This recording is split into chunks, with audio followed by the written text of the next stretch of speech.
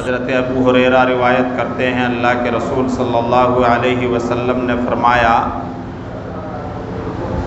فرض روزوں کے بعد سب سے بہترین روزے اللہ کا مہینہ محرم کے ہیں، اور فرض نمازوں کے بعد سب سے افضل اور بہترین نماز رات کی یعنی نماز تہجد ہے۔ تعریف و توصیف، حمد و ثنا، بڑائی، بزرگی، کبریائی، عظمتیں، پاکی اور بے-عیبی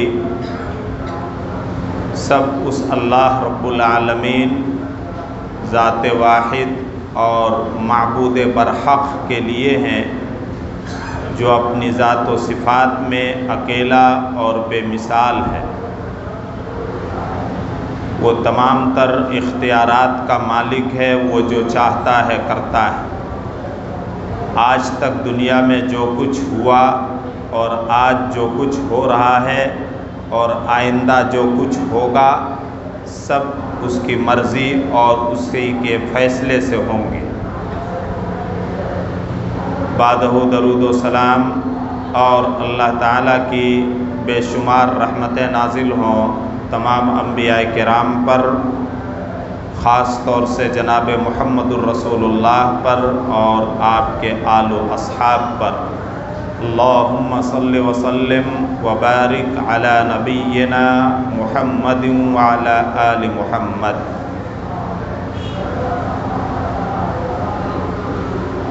ہجری سال کا پہلا مہینہ محرم الحرام، اسی کی طرف منسوب ہو کر کے واقع ہجرت کو بنیاد بنا کر حضرت عمر نے قمری اور چاند کے مہینوں اور سال کو جوڑا۔ محرم الحرام کی فضیلت قرآن و حدیث سے ثابت ہے، اور اس میں کچھ نیک عمل بھی ہیں جو ثابت ہیں۔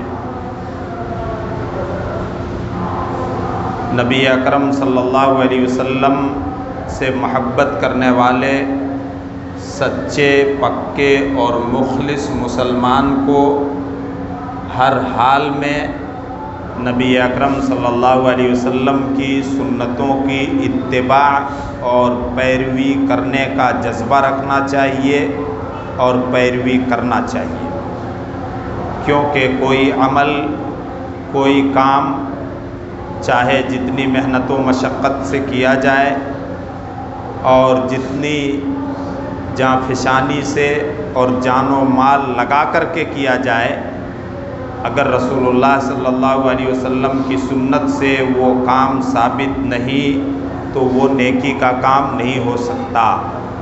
اس پر اجر و ثواب ملنا تو دور کی بات ہے، بلکہ الٹا گناہ ہوتا ہے۔ ماہ محرم الحرام میں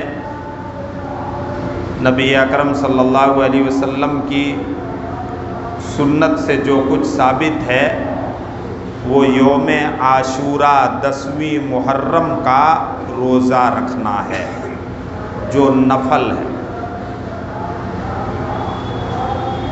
اسلام آنے سے پہلے، یعنی محمد الرسول اللہ کے رسول بنائے جانے سے پہلے، جس کو زمانہ جاہلیت کہتے ہیں، زمانہ جاہلیت میں بھی مکہ کے لوگ یوم عاشوراء 10 محرم الحرام کا روزہ رکھا کرتے تھے۔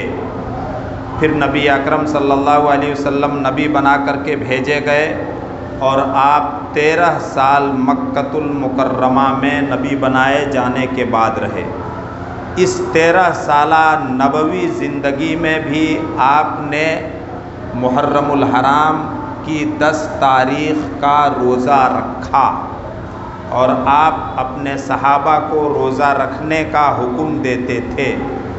پھر مدینہ منورہ کی طرف 13 سال کے بعد ہجرت ہوئی، آپ نے مدینے میں بھی 10ویں محرم کا روزہ رکھا، اور صحابہ کرام کو رکھنے کا حکم دیا، یہاں تک کہ رمضان المبارک کے روزے فرض ہو گئے تو آپ نے فرمایا من شاء صامہ ومن شاء ترکہ، جو چاہے عاشوراء کا روزہ رکھے اور جو چاہے ترک کر دے، چھوڑ دے، کیونکہ یہ نفلی روزہ ہے۔ اس روزے کا کیا اجر و ثواب ہوگا، اس کا کیا مقام ہے؟ ابھی خطبہ مسنونہ کے بعد جو حدیث پڑھی گئی، آپ صلی اللہ علیہ وسلم نے فرمایا افضل الصیام بعد رمضان شہر اللہ المحرم، کہ رمضان کے فرض روزوں کے بعد سب سے افضل اور بہترین روزے جو ہیں وہ اللہ کے مہینے محرم کے روزے ہیں۔ اس سے دو باتیں ثابت ہوتی ہیں، ایک تو چاند کے 12 مہینوں میں سے اللہ کے نبی صلی اللہ علیہ وسلم نے ماہ محرم کی نسبت اللہ کی طرف کیا ہے، اللہ کا مہینہ، شہر اللہ، اللہ کا مہینہ۔ جس چیز کی نسبت اللہ کی طرف ہو جاتی ہے اس کی اہمیت بڑھ جاتی ہے، اس کا مقام بڑھ جاتا ہے۔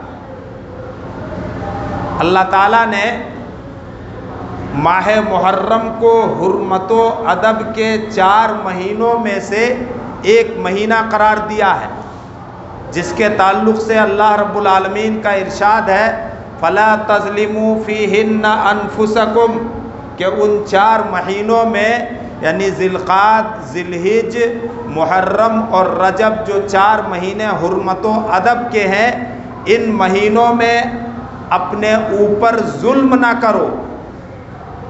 ظلم کرنے کا مطلب کہ ان مہینوں میں جنگ و جدال اور قتل و غارت گری نہ کرو۔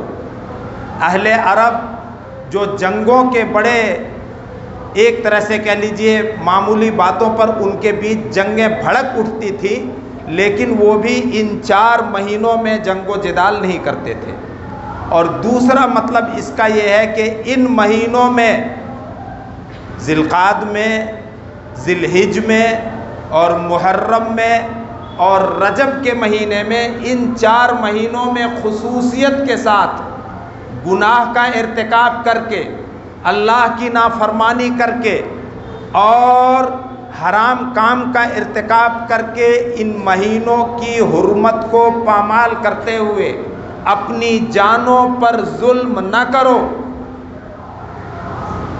اس میں جو کرنے کے کام ہیں وہ کرو، جس میں اللہ کی رضا ہے، اللہ کی خوشنودی ہے۔ اگر گناہ کرو گے تو گویا اپنے اوپر تم بڑا ظلم کرنے والے ہوگے، اللہ کی نظر میں ظالم ہوگے۔ نبی اکرم صلی اللہ علیہ وسلم کے اس فرمان پر غور کیجئے کہ سب سے بہترین روزے رمضان کے روزوں کے بعد جو فرض ہیں، آپ صلی اللہ علیہ وسلم ہر مہینے میں 13، 14، 15 چاند کی تاریخوں کو ایام بیز کے روزے رکھا کرتے تھے۔ آپ سوموار اور جمعرات کے روزے رکھا کرتے تھے، آپ عرفہ کا روزہ رکھتے، اور اسی طرح سے عاشوراء کا بھی آپ روزہ رکھا کرتے تھے۔ ان تمام نفلی روزوں میں سب سے بہترین روزے جو ہیں ماہ محرم کے۔ کتنا اونچا مقام رمضان کے روزوں کے بعد۔ اور فرض نمازوں کے بعد سب سے افضل اور بہترین نماز رات کی نماز، نماز تہجد ہے، جس کی عادت ڈالنی چاہیے۔ اللہ کے رسول صلی اللہ علیہ وسلم نماز تہجد کو نفل ہونے کے باوجود بھی سفر میں بھی نہیں چھوڑا کرتے تھے۔ اللہ تعالیٰ کی قربت حاصل کرنے اور اللہ کی رضامندی حاصل کرنے اور اللہ سے اپنا لو لگانے کا بہترین ذریعہ ہے نماز تہجد۔ تو ایک تو پہلی بات یہ ثابت ہوئی کہ اللہ تعالیٰ نے ماہ محرم کو اپنا مہینہ کہا ہے، جیسے ساری مسجدیں دنیا کے اللہ کے گھر ہیں، اللہ کی ملکیت ہیں، لیکن خانہ کعبہ کو اللہ نے بیتی کہا ہے، میرا گھر، کہ خانہ کعبہ میرا گھر ہے، اس کی اہمیت کو بتانے کے لیے۔ بیت اللہ اللہ کا گھر ہے، اسی طرح سے سارے مہینے اللہ کے بنائے ہوئے ہیں، لیکن محرم الحرام خاص اللہ کا مہینہ ہے، جس کی خاص عبادت کیا ہے؟ نفلی روزے رکھنا۔ اب کتنے روزے رکھیں گے اس پر گفتگو ہو جائے۔ سنت کی اتباع کی پیروی کرنے کے حریص بنو، اور اگر نفلی عبادتیں نہیں کر پاتے ہو تو کم سے کم آج کل کے مسلمانوں نے جو خرافات بنا لیے ہیں، جو بدعتیں گڑھ لی ہیں، جن میں اپنا وقت اور اپنا مال بے تحاشا خرچ کرتے ہیں، ان کاموں سے بچو۔ یہ بچنا بھی بہت بڑی نیکی ہے، بچنا، خرافات سے، بدعات سے بچنا، یہ بہت بڑی نیکی ہے۔ آپ مکے میں 13 سال رہے، ایک دن 10ویں محرم کا روزہ رکھتے، صحابہ کرام سے رکھواتے۔ مدینے میں بھی آپ نے ایک روزہ 10 محرم کا رکھا اور صحابہ کرام سے بھی رکھوایا۔ مدینے کے یہود جو اس وقت ایک بڑی آبادی میں مدینہ منورہ کے اندر بسے ہوئے تھے، جن کا سکہ چلتا تھا مدینے میں، وہ بھی یوم عاشورہ 10 محرم کا روزہ رکھتے تھے۔ معلوم ہوا کہ موسیٰ علیہ السلام اور آپ کی قوم بنی اسرائیل کو اللہ تعالیٰ نے 10 محرم کو نجات دی فرعون کے ظلم و استبداد سے اور فرعون کی غلامی سے، اور اللہ رب العالمین نے فرعون کو اس کی قوم قبطیوں سمیت 10 محرم کو ہلاک کیا، جس کے شکرانے میں حضرت موسیٰ علیہ السلام 10 محرم الحرام کا روزہ رکھتے تھے۔ تھوڑا سا سنیے، شکرانے میں روزہ رکھتے۔ آج ہمیں اگر کوئی خوشی ملتی ہے، کسی مصیبت سے نجات ملتی ہے، کسی پریشانی سے چھٹکارا ملتا ہے، یا بڑی کامیابی ملتی ہے، تو ہم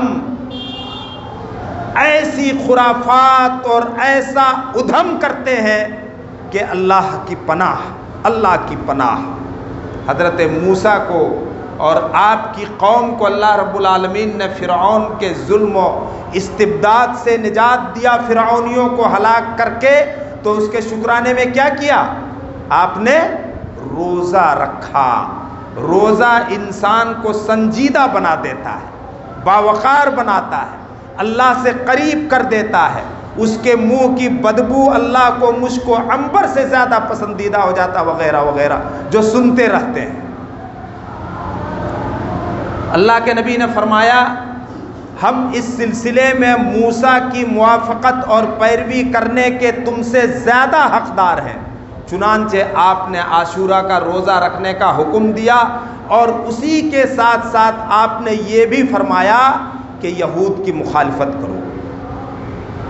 عبادات میں یہود کی مخالفت، تہذیب میں یہود کی مخالفت، کلچر میں یہود کی مخالفت، یعنی ایک مسلمان کو اپنے سب سے بڑے دشمن کی مخالفت ہر چیز میں کرنے کی ترغیب دیا ہے اسلام، اور اس پر ابھارا ہے۔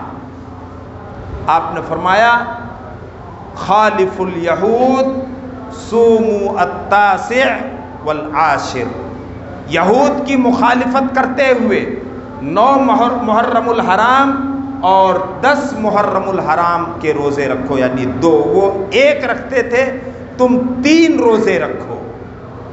ایک روایت میں جس کو محدثین نے جس کی سند میں کلام کیا ہے کہ یا تو 10 سے پہلے رکھ لو یا 10 کے بعد، یعنی 11ویں محرم کا روزہ 10 کے ساتھ ملا لو یہود کی مخالفت میں، 9 10 یا پھر 10 11۔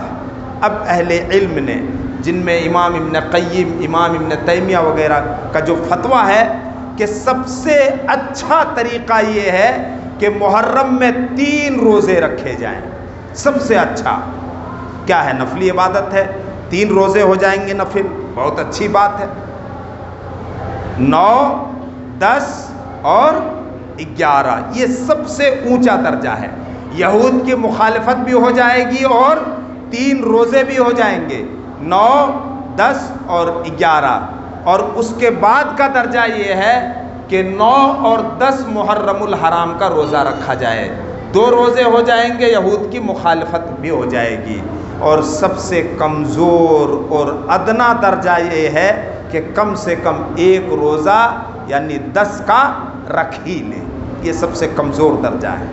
3 سب سے اچھے، 9، 10، 11۔ 3 کا یہ مطلب نہیں کہ 29 اور 30 دن جو محرم کے ہوں گے کسی دن بھی رکھ لیں، نہیں، اختیار نہیں ہے۔ 9، 10، 11 یہ سب سے بہتر، پھر 9 اور 10 اس کے بعد بہتر، یا کم سے کم 1 روزہ۔ کیا اجر و ثواب ملے گا؟ یکفر السنۃ الماضیہ، 1 سال کے گناہوں کا کفارہ اور 1 سال کے گناہوں کو مٹا دینے کا ذریعہ یہ روزے بن جاتے ہیں۔ اللہ اکبر، گناہ صغیرہ مٹ جاتے ہیں پورے سال کے۔ یہ اس مہینے میں کرنے کے کام ہیں۔ اللہ تعالیٰ کی لکھی ہوئی تقدیر اور قضاء و قدر کے فیصلے سے جس پر مومن کو ایمان رکھنا ہے، ایمان کے حصے میں سے یہ ہے کہ مومن اچھی اور بری تقدیر پر ایمان رکھے۔ اگر اچھی چیز پیش آتی ہے تو الحمدللہ علی کل حال، یہ اللہ کی لکھی ہوئی تقدیر سے ہمیں مل رہی ہے، ہر حال میں اللہ کا شکر۔ اگر نقصان سے 2-4 ہو رہے ہیں، کوئی غمناک اور اندوہناک واقعہ پیش آ جاتا ہے، تو یہی ماننا ہے کہ وہی ہوا جو اللہ رب العالمین نے ہمارے لیے لکھ دیا تھا۔ حضرت حسین رضی اللہ تعالیٰ عنہ جو رسول اللہ صلی اللہ علیہ وسلم کے چھوٹے نواسے ہیں، 10 محرم الحرام کو شہید کر دیے گئے، جس کی خبر جبریل علیہ السلام نے آپ کی زندگی میں دے دیا تھا۔